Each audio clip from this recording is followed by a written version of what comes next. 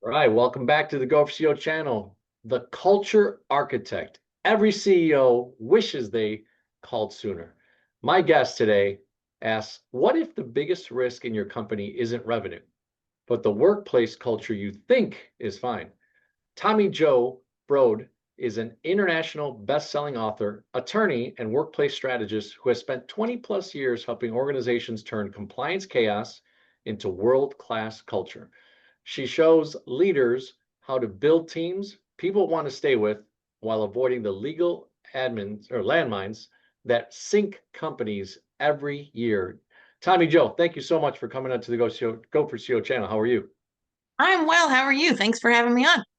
Oh, super excited. And I know we were talking a little bit off camera of that cool picture and the dream of always being in that atmosphere of the beach and the umbrellas and the sun. So I'm super excited to have you on. And you bring a wealth of knowledge. You know, my sister-in-law is actually in the HR space for a pretty big, bold, multi-billion dollar company. I'm always hearing these things, right, that are happening and the culture that you create from even being a four-person business or a one-person business to a 20,000 employee business, and excited to have you on. So tell us about how Venice Solutions, started, right? Obviously that's the entity you formed, but you've got this illustrious background and these things that you've been able to do in your life. We'd always like to hear kind of that beginning part, like what made you think of this business? Was there multiple beforehand, or were you more of a corporate person? And you could share that initial story and we'll go from there. Sure, absolutely. I served as an attorney for a long while and always employment defense. So working for companies trying to make things better. And so what I saw come across my desk were necessarily employee problems, right? That's what employment defense attorneys do. Workers' comp, EEOC, pick your favorite thing. And I noticed a pattern early on in my career that I didn't feel empowered to do anything about. And there was a communication breakdown every time, something with a bad culture. And you see that over and over. And I started to think, and then I started to say over the years, somebody should change this. Somebody should. And I kept looking behind me, and there's no somebody. No, nobody's changing it, you know? And that sometimes works out better for law firms, and I mean that respectfully, than it does the client. Winning is, what? You had the privilege of spending $40,000 and now you have an employee that's unhappy and doesn't work there and you have to hire somebody else, but you won. That didn't feel like a big win for the company, let alone whatever the employee felt. So after thinking about this and thinking about this, I was looking for a business model. Somebody else has to be doing this. And I really didn't find anybody doing that either. So I finally just said, okay, I guess somebody is me. And I'm going to really commit and bet my paycheck on the fact that we can do better, the fact that we really can communicate and improve cultures. So many people in the HR space and management and operations use that phrase.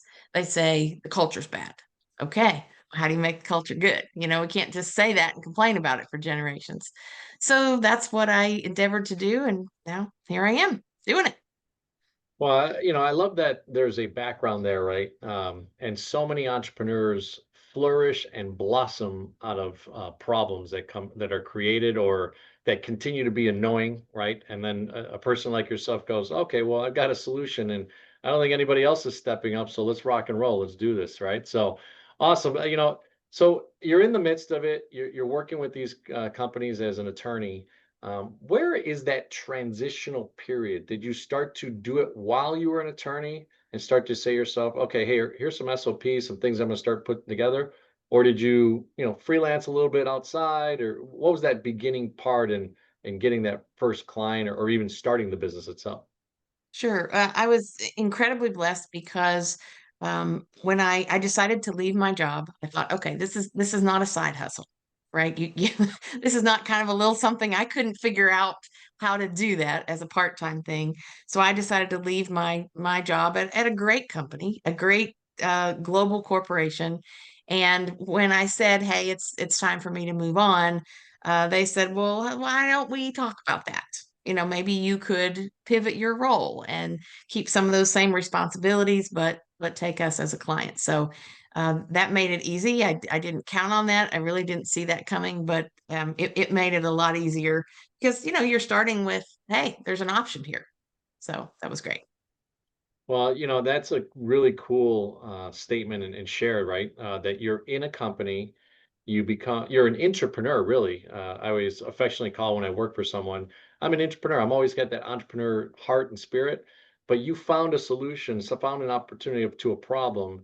And then the actual company you work for turns you into that solution, right? So pretty awesome stuff. So that transition, was it that you took colleagues and started to implement what you had learned and put into process, or how was that dynamic? Because that's interesting, right? Like you won't go from W-2 employee, this is what you need to do, to entrepreneur, like, okay, here, how do I mesh that opportunity to build something good and significant?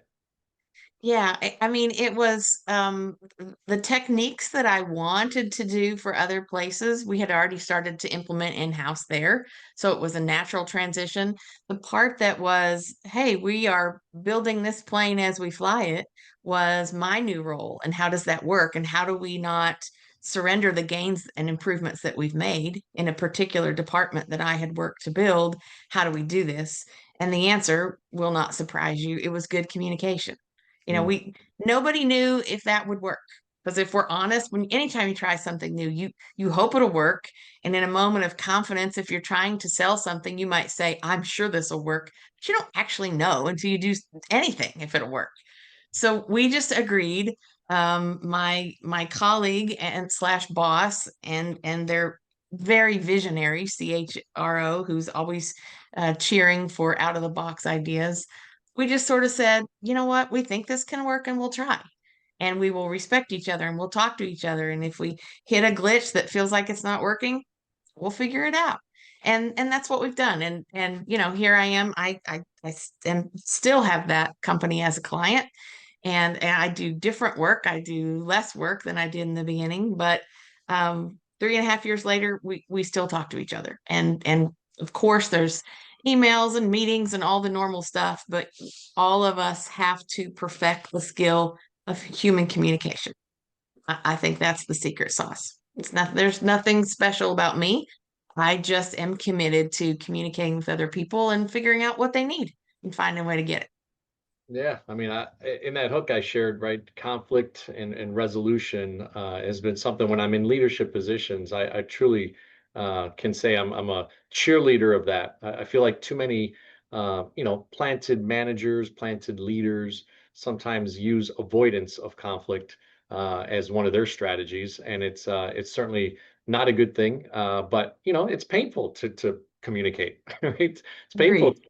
to have that back and forth and really find out what the real issues are. So, all right. So look, you transition your W-2 into a 1099 per se, right? You become a solopreneur inside the company. It was a simple but nice transition. So help us understand then, all right, does that company now start to refer you to within the attorneys that you used to be colleagues with and now can be a vendor to? Or what was that transition to really start building the process of your business? Yeah, well, I think the first thing I want to share is that I was pretty sure I knew how this would go, right? I'm a 40 something. Geographically, I haven't deviated, so I'm sure that my clients will come from here. These are my people. This is who I know. So I started networking. I don't even drink coffee, and I met everybody for coffee. And I had lunch and I did some free public speaking, and I got zero, nothing, nada from any of the places that I was just sure it would break. I mean, I was even an elected official. I know how politics works. I know it, literally nothing. And I kept saying to my husband, like, this, I know it's kind of early, but this feels like this is not working. I'm doing all the things I'm, quote, supposed to do, and and it didn't work. But what did work is people that weren't, quote, supposed to bring the referrals started to. And so what I finally figured out, took me at least a year to figure that out, was, hey, you said you were going to change culture, you were going to change workplace, you were going to change communication.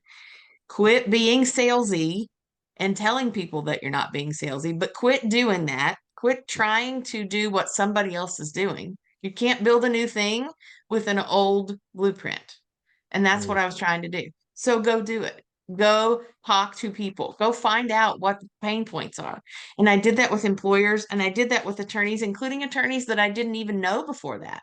Like, people, somebody else that's practicing employment law. One of my colleagues turned friend in Florida who I didn't even know 4 years ago.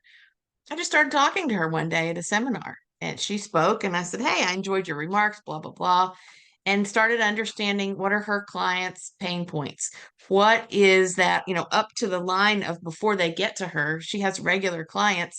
She doesn't want them to need her that much, right? There's always plenty of work. So what do they need? And it turns out they need somebody to coach sometimes. They need somebody to train sometimes. So I started having very granular conversations of what does this look like in practice? Tell me what's going on with your clients. And so here we are. And now I've helped. I get a lot of referrals from attorneys, but I've done work for it. I've helped private nonprofit governmental entities, companies, in the private sector, of course, lots of those places that I really never saw it coming because I quit trying so hard. Maybe it's like high school dating. Nobody likes me. Nobody likes me. And then you quit trying so hard and you go, wow, somebody asked me to homecoming. That's a corny example, but it really felt a lot like that. And it worked. I related to our first child. We tried very hard to have a kid in the first 6 to 9 months. It just wasn't working, and all of a sudden we just released the power. We said, "All right, whatever it is, it is." And like a month later, she gets pregnant. So it's amazing how that works, right? How Absolutely. Essentially, it's almost like something that is in the air, right? Like they feel the pressure, they feel other human beings, right, that are interacting with us. They know that you need to do business, right? I mean, obviously, we can't be in business without doing business and selling Right. something. But it's so unique in this professional service world where you add value, add value, add value, share a comment, share a resource with no, I guess, need to say, hey, let's officially ink a deal, and all of a sudden you get deals, right? Based on that type of scenario and attitude. So, all right, well, look, now you're fully in business, right? You give this 90-day to 360-day window where you're like, okay, this isn't working. I'm feeling a little bit frustrated. You talk to your husband, but then you start landing some clients and you start developing this momentum, right? Going into your second and third and fourth years. So what are some of the things that you maybe learned and didn't anticipate from owning your own business and that type of strategy? Yeah, great question. It's first of all the just your perspective. My perspective of signing my paycheck on the front instead of the back is very different. I think when we work for anyone else, big or small company, you feel that sense of team. And yeah, you can be held back of, oh, I want a day off and I can't take it or whatever. But ultimately, there's somebody else there. And then the bottom line is rarely us. It's usually someone else. And so that was a lot of pressure for me. I had a law office, but that's very different. I mean, when you have a law office, you sort of put out a shingle and say, "Here's my phone number. Here's where you call." People have problems, and that's a model they understand, right? I need an attorney. I will call her. So they'll give me money. It'll be fine. Very different. This was a different thing that I was trying to build. So I just had to keep hanging in there and not be afraid to adapt and not be afraid to fail. If being afraid to fail is paralyzing to some people, particularly me. And we have to just let that go and say, sometimes that's going to happen. Do what you can do. So that's been my story. No, and I appreciate that, and there's so much authenticity into that. They say I was reference Kiyosaki's cash flow quadrants where you go from employee trading hours for dollars, right, to self-employed, and you kind of own your own job. And then you transition into business owner, but a lot of people stay stuck in that that solopreneur to business owner, kind of in the middle because they don't know that like, hey, I don't have to do everything, but I don't know how to hire. I've got a great process and I know a lot of things, but I also need more people to grow my business. So it's like this quandary, scenario. So, as you started growing that part, and I know attorneys, we affectionately, other of us that aren't attorneys, are always curious that you can bill for 15 minutes and it's really the full hour. of value, right? So, how did you start to transition? Because obviously, like you said, you weren't at a big firm anymore. You weren't able to have some of those luxuries, and maybe, travel and entertainment cards, those types of things. What were some of those things that you did, and how did you bill for your time now? Well, one of the best things, I did a lot of things wrong, but one of the best things I did was I decided that, okay, I did this in part because I don't want to trade hours for dollars anymore. That's what we do. We're employees. And so I thought, I looked at some other sources and I said, okay, if I bill hourly, no matter how much I bill per hour, I can only bill 24 hours a day, even if I never sleep. So there's a cap. So that didn't seem like the best path to me. So I looked at it from the perspective of, okay, what is the service that I am providing? Maybe it will take me, pick a time, an hour and a half to give advice and say, here's how I think you ought to fix that problem. But the fact of the matter is, it took me 25 years to get to the point where I could figure out in an hour and a half how to fix it. So Mm, the value is what I decided to charge. There's a handful of things that my company bills hourly that are just unpredictable and we have to. Um, Candidly, I don't hardly ever do those things myself anymore. I set a price and I say, here's a deliverable in writing. Here's what we will give you. Either commit to fix, design a new process, train your team, whatever it is, endeavor to fix the pain point, and here's the flat rate it will cost you. And I look at that as I'm selling my expertise, because if somebody else could come in and train in 3 hours, if they had that expertise, if you could train your team in 3 hours and teach them these things, I assume you would do it and you wouldn't be talking to me. So it's not about how much per hour do I get. I'm just selling my expertise, and I don't apologize for that. But similarly, I don't nickel and dime people. When I meet with anybody for the first time, I don't charge them. I've started things before, and you know what? Hey, this is not going where we thought. Okay, that's fine. Call me sometime when it's better for you, different, whatever. And in the long run, that's worked out particularly well, I think. So talking down that same, avenue, when you think about, you start to bill, and then you set a certain price to the value. Did you ever find a time, throughout that maybe beginning stage that you're like, oh, I charged a little bit too little, right? I could have charged more because, they were so overwhelmed with the value and so overwhelmed. So like, were there times that you said, and then you got to finally where you felt that the marketplace allowed you to maximize that value per billing? Yeah, I'm still learning, if I'm honest.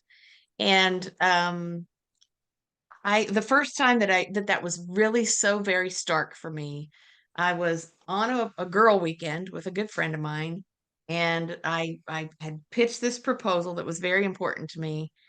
And she was a CEO for a traditional company. And I said, oh, I think I'm going to get this one. This was very early on. She goes, oh, and I said, may I show you what I sent? Just she looks at it and she goes, oh, hate to tell you this, but I just paid. And then she named the name of a colleague, a friend of hers, and a colleague of mine. She goes, I just paid her twice that much for half the work.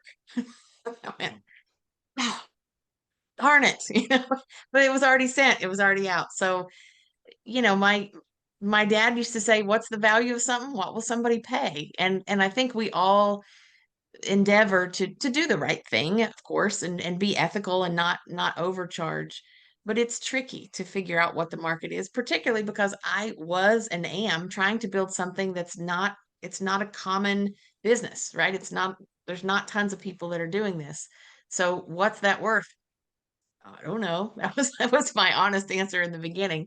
And I figured out some of those things. And I've bid a few things that didn't work, that I didn't get the business, and that's okay. But what I'm experiencing is the overwhelming majority of the time I am. And I'm definitely settled into a spot where it feels like I'm picking the right amount. And now I have some history to say, okay, here's what I charged last time. That's about, the time and effort, which can be different, right? I mean, an hour with one person is not the same as an hour with another person. Some people are easier to work with than others, and I try to bake that into. I love it. I love it. Well, look, there's a learning curve to everything. I always I love a saying I learned a long time ago, awkward, mechanical, natural, right? Everything's awkward at the beginning. And then actually you get kind of feeling less like without feelings and you're just mechanical, you know what you're doing.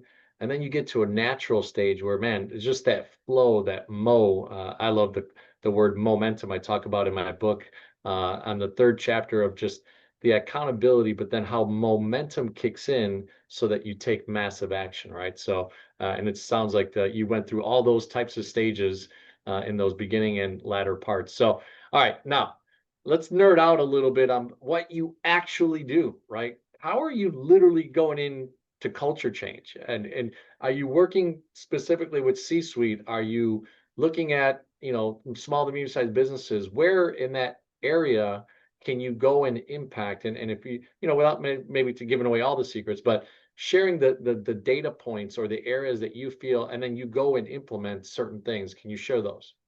Yeah, absolutely. Well, I think working with a very small company versus working with a very large company is not as different as some people might guess.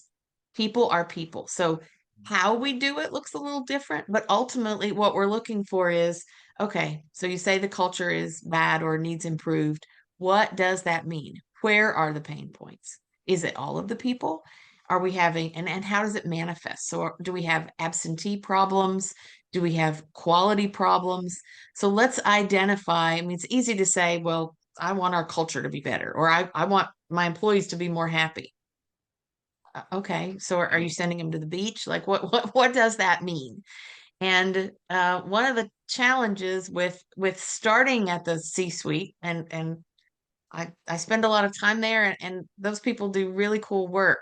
But one of the challenges is to say, hey, newsflash, you cannot understand this entire problem.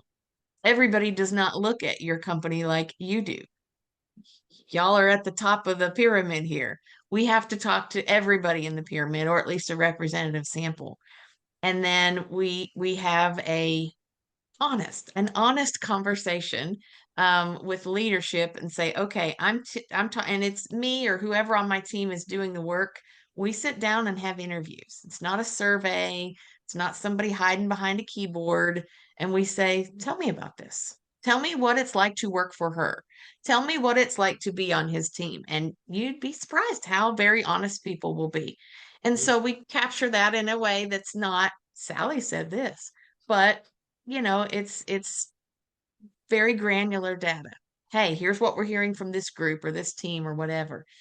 These folks are calling off all the time. Here's what I think's going on. We can't fix a problem that we don't understand. So we try to articulate when we say bad culture or unhappy people, what are they unhappy about? Are they unhappy because they're unreasonable? Maybe. Maybe management has not towed the line enough. Typically, that's not it. And usually, it's not even money. I don't have money for this. I don't have money for that. You hear that from a lot of organizations, not just companies, nonprofits, whatever. That's not really what typically motivates people. At least it doesn't motivate them to the point of a bad culture. mm, It's how they feel, how they're treated. And 20 years ago, to talk about soft skills or to talk about communication and how employees feel, that wasn't a thing. And I think I would have been laughed out of most business circles at that point. In fact, I might have been one of those people 20 years ago saying, no, that's not how we do this here. Turns out that's how we do it. And the younger generations in the workplace have a different vantage point of work and how it fits into their life. They have very different thoughts about the importance of work and what makes a good employer and a good place to work. And if those in leadership can't tune in and accept that reality, the culture is not going to get better. So those are the kind of things that we have to look at. Do people perceive that we respect them? You might think that a bonus once a year is great, or the pizza party is really doing it for them. Is it? What makes them happy? If they can't go to their kid's birthday and take cupcakes, there's no amount of money that will fix that. That's their child. So, what are we doing and how are we doing it? That was probably a longer answer than you might have been looking for, but those are the kind of things we dig into. no, and I think that's so, on point. right? Even that, just that last example, how there's understanding in a culture of, hey, look, things happen. Cars break down, kids get sick, events get happen, and as I mean, if you have a kid or multiple kids like I have, and I don't know if you right, but other people do, you know that your schedule is crazy nowadays. Like football, basketball, sports and art stuff and dance. Earlier today, one of my daughters was showing me an old video from 2020, 5 years ago, when she was an extreme dance. And that culture of work ethic, and at 7 years old, I had to take her 3 or 4 times during the week to different places. And yeah, I mean, I've had the flexibility, right, being in commercial banking, but that's the hat I wear on a day-to-day basis. And there's some flexibility in that. But I was joking my wife, I'm like, I'm not at a factory, I'm not stamping metal, and I don't have to be in front of a machine. So I do have that luxury. But then how do we feel or make that stamping metal manufacturing person feel appreciated as well, right? And how can they maybe make up some time where they could take a 3 hour, window in their day and enjoy their kid, right? As an example. So what a cool thing. And I will say, I mean, culture can be led, or 100%, led by obviously the leader of the business. But how do you see, and when you go into organizations, the lower tier, right? And I don't mean to demean it, it's more like the worker bee, and then that middle management. Where have you seen some growth and opportunity in that? I think where that happens is when the leadership is open. Are you open to change that you can make? And it's easy to say yes. Lots of people say, "Oh, I'm very open to change." And then you sit down and start talking to, "Oh, no, we don't do that. Oh, no, we don't do that." Yeah. Well, right, and that's what you got. So again, if we use the same blueprint, we're not going to build a different house. That's just not how this works. Then we have the conversations of, okay, something needs to change. And money comes up very early. Okay, let's take money off the table. Not talking about that. We have whatever. So use your manufacturing example. We have 3 shifts. All right. Um, we do whatever they're doing, this many hours, this many. Do we have to do it that way? Oh yes, we've done that for a long time. Right, heard you. Do we have to do that way? Can we have some people that work 4 tens? Can we have whatever it is? And for leaders who are so very accomplished, sometimes they get pretty stuck in their own box. So where have we had success? In really walking people through, hey, here's a bunch of options. It's not the standard canned options of, well, do you want to work on this shift or that shift? Or everybody has to pick a shift. These are the existing ones. Everybody has to work 40 hours a week. Know that they might want them to. You may have always done it that way. That's not how it has to work. So, there's a lot of opportunity and success there when we really listen to what people are asking for, and not start with preconceived rules. And we all do it. We don't realize we do, but we do. We do it with our children. We do it with people at home. Think about your holiday plans. What am I doing for the holiday?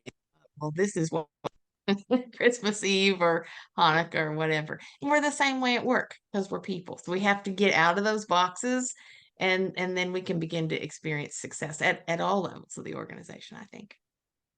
And change is always that inevitable word, right? That most human beings like to avoid, but That's it's right. inevitable, and you have to go through it to really to grow, to shed the layer of what you used to be, right, and used to do. So I love the notion too that there's a younger generation, and I'll admittedly say I turned 50 this year. And it's interesting seeing even just the number. I'm like, man, I'm turning 50. I don't even feel, I feel like I'm 29 or whatever. But um, but that means that there's a couple generations behind me, right? And they're already in the workforce, and I have to adapt to the what they is. I'm a Gen X guy, so I love talking to you, and and like our work ethic has just been like grind, grind, grind, do it, do it, do it, right? At least for my generation, right? And baby boomers and Gen Xers, I think we all think the same in that sense.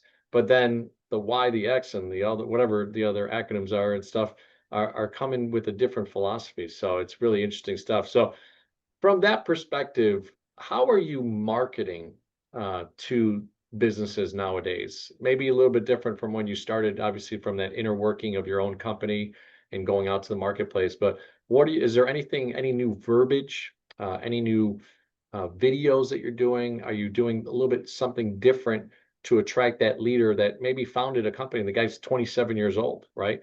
And he's running a multi-billion dollar evaluated company, at least, those types of things. What's your thoughts on that? Yeah.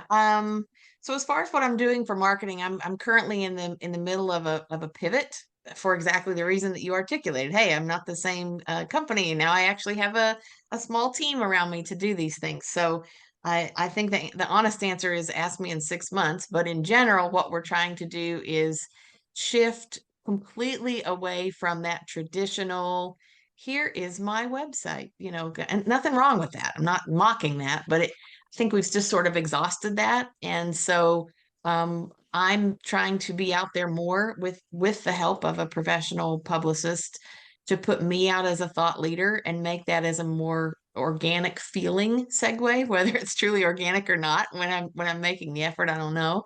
But that's what we're trying to do to start to make sure that the starting place is always the right audience and that we're talking their language as opposed to, oh, I heard of this company. They did a neat little giveaway. Maybe I'll talk to them and then it's mismatched. Um, I think I'm not at all good at sales. I had someone ask me recently, okay, you're saying that you close like 80% of the things that you pitch or that you bid on or whatever, and how do you get that high? And I said, I just don't bid on that many things. And I think that's true because the way that we're now making connections is shifting. And we're starting by talking to people who are already interested, who are working in this space and already need some help as opposed to a more general business audience. And I don't pretend to know how to do all that myself. I think, when you spend money on professionals, they are professionals and they know what they're doing. I know employment and HR and people. I don't know a lot about marketing. I don't know much at all, as a matter of fact. So I have a professional publicist and she does a great job and she finds cool, fun connections like you and then I get to have fun instead of sitting in a networking thing where it's uncomfortable and I wish I weren't there. And then I have to tell somebody later how great it was because it wasn't. I'd much rather do this. Yeah. So. No, and I love that you had shared that authenticity, right? And I'm super glad that, 5 years ago when I started the podcast, it was just me going to my network and saying, "Hey, can you please be on this podcast? I just want to talk about your business." I don't know. I don't like being on camera, this, that. And it's interesting how it's shifted. And I'm talking about baby boomers and Gen Xers, how we've been like, "Oh, wait, we need to be on podcasts. We need to share." And there's such cool things that happen when I could take a 30, 60-second clip of what you just shared. And all of a sudden the young people or the younger generations like, "Oh, that's awesome. Tommie Jo, I'm gonna get a hold of her. That was so cool what she said." Right. And it's just a different way of marketing. So really cool stuff. So I will say you mentioned something pretty interesting because I just had a gentleman on CFO type service turnaround type company in the capital market space. And he said he starts to put the people around him, right? Even though he's the master expert, you touched on it lightly that you've grown the business. What has that felt like, right? Like from your own leadership perspective and allowing people now to take over components of the way that you onboard clients. Well, let me first of all say I wish I could look you in the eye and say, oh, it was beautiful. I planned it and it went so well and I had a chart. But the fact of the matter is, it felt like drinking from a fire hose. It sometimes felt like I can't breathe. It often felt like I don't know what I'm doing. I don't know why I ever started this company. It was scary and it was clumsy, but you can pretend to care, but you can't pretend to show up. And it happened in the middle of all of that fear and anxiety and yuck. And, some days I thought, okay, only my mom and my husband and God are cheering for me, but I'm still going to do this. And then at one point I just looked around and went, wow, we have clients, and wow, something else came along and something else came along. I'm still not at the point, and doubt I ever will be at the point where I say, oh yeah, that's always coming. That's really not my personality. But um, I would say that in the midst of the ugly and unpredictable, and I think that's so important to talk about, Mhm. because it's easy to get caught up in ourselves when we've had a relative amount of success. But I would say to anybody that's even thinking about starting a business, you know, what you think will happen will not. Your first idea will be bad. Plan on that and do it anyway, and just keep going. Keep showing up, keep being honest, keep working hard. And I believe that most everybody can get there. But I think it's important to not pretend like it, well, I just work so hard, I'm awesome. No, that's really not what happens for anybody, I don't think.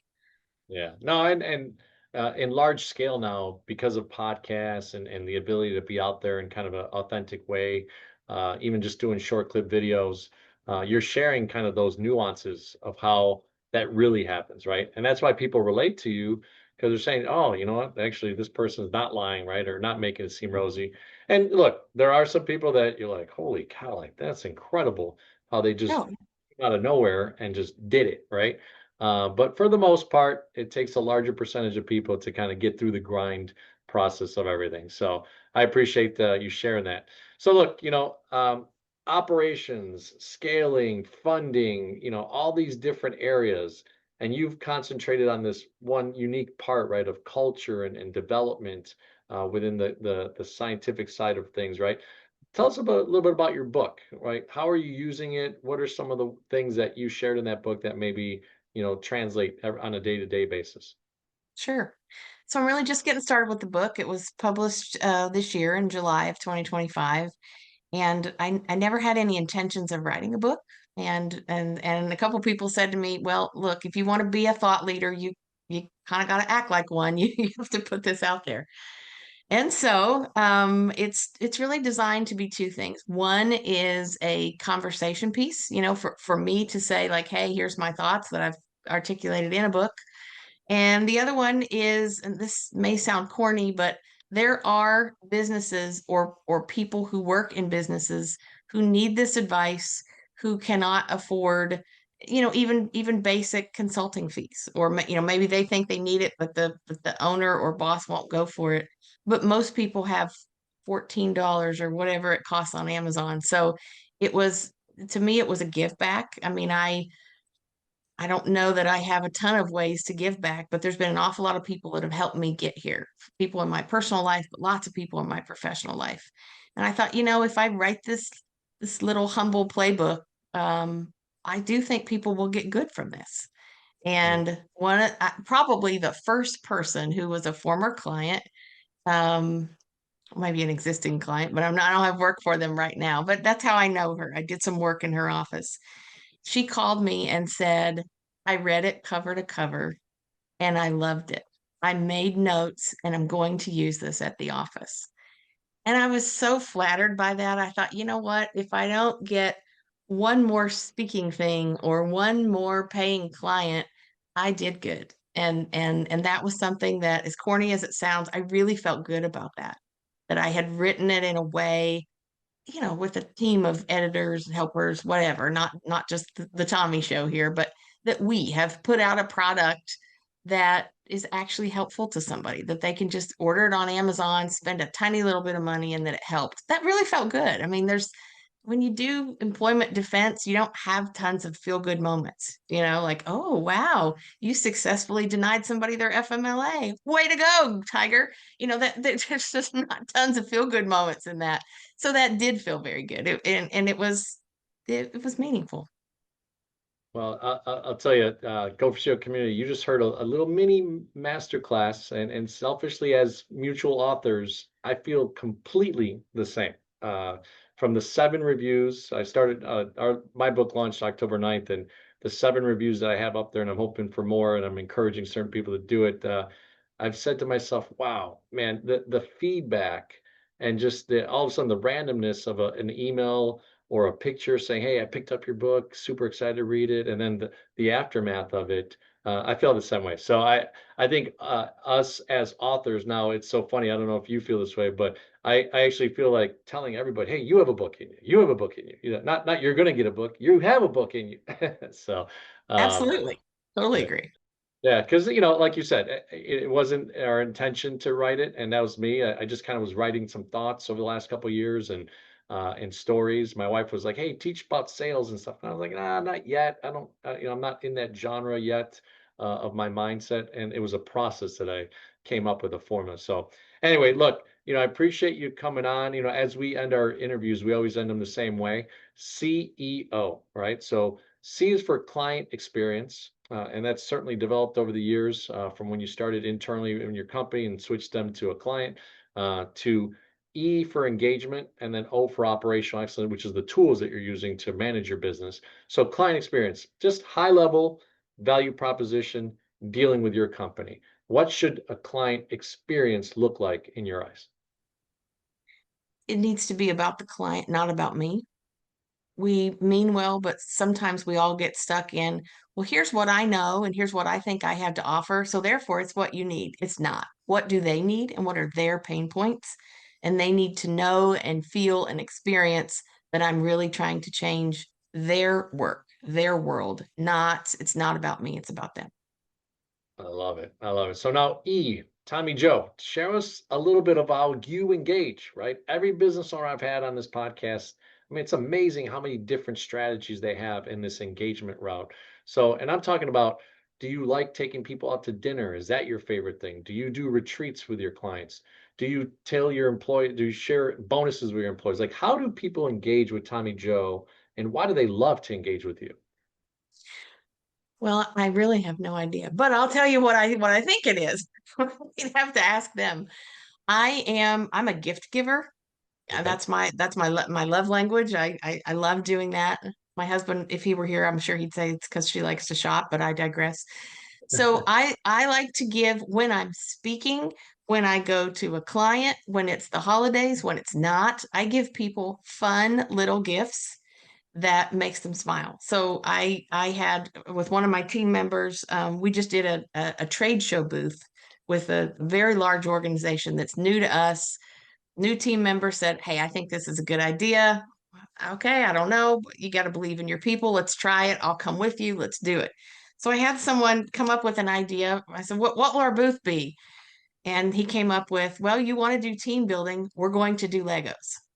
So we Mm, gave away Legos. And it was fun.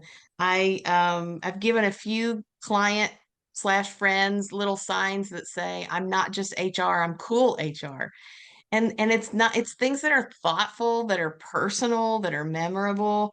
I do like to go out to dinner and we do that sometimes, but I think the thing that's a little bit more unusual and that people find engaging is that I try to give little gifts that are personal, things that they've told me that they like or they notice. Like the one gal loves coffee, so I like once a quarter I send her a fun little coffee sleeve. I mean, it's $12, right? Most everybody's got $12, but it's thoughtful and it's well received. well, you heard her, right?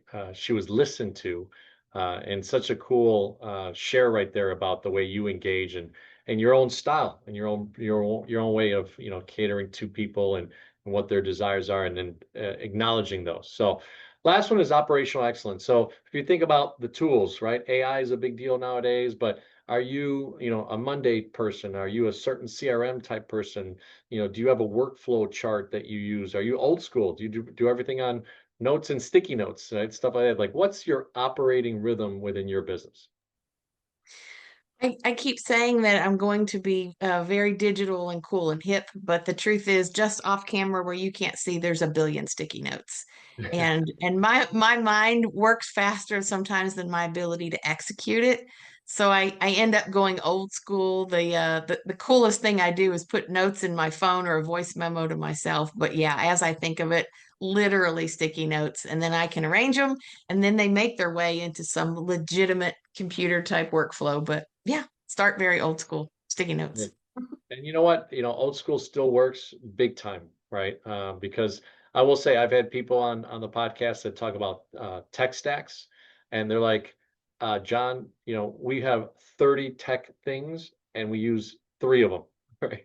And we're spending all this SaaS money on all this stuff, and it's like, okay, I haven't really formulated a real competent way to use all 30 things. So sometimes it's just the old school sticky note, that note that you wrote to yourself, that little thing that you put on your finger to call, Marianne at XYZ Corporation, and that allows you to follow up and do the right thing. So awesome stuff. So Tommie Jo, share with us, everybody, is there website to go to? How do people engage with you? They listen to this and they're like, man, I want to do business with Tommie Jo. I want to engage her company. How do they get a hold of you? Absolutely. So there's a couple websites. My company website is venicesolutionsgroup.com, or just my name, Tommie with an IE, TommieJoBrode.com. And that's got a little bit more information about the book and speaking and that kind of stuff. So Awesome, awesome. Well, hey, thank you so much for being on the Go4CEO channel. Ladies and gentlemen, if you haven't subscribed to the channel, I don't say it enough, and we should blow this thing apart. I mean, it's obviously the book's out, excited about that, but let's keep this community going. I mean, ladies like Tommie Jo are the reason that I started the podcast in 2020. I said to myself, it doesn't have to be Mark Cubans of the world, super famous people. I want to have the real people doing, 300,000, 500,000, 3 million, 20 million in business, but these people are affecting their communities. They're inside, they're working with the companies that need their help in these types of situations. So Go4CEO community, follow Tommie Jo, go to her website and be a part of the movement that she has as well. So thank you, Tommie Jo, for coming on the Go4CEO channel. thank you so much for having me. It was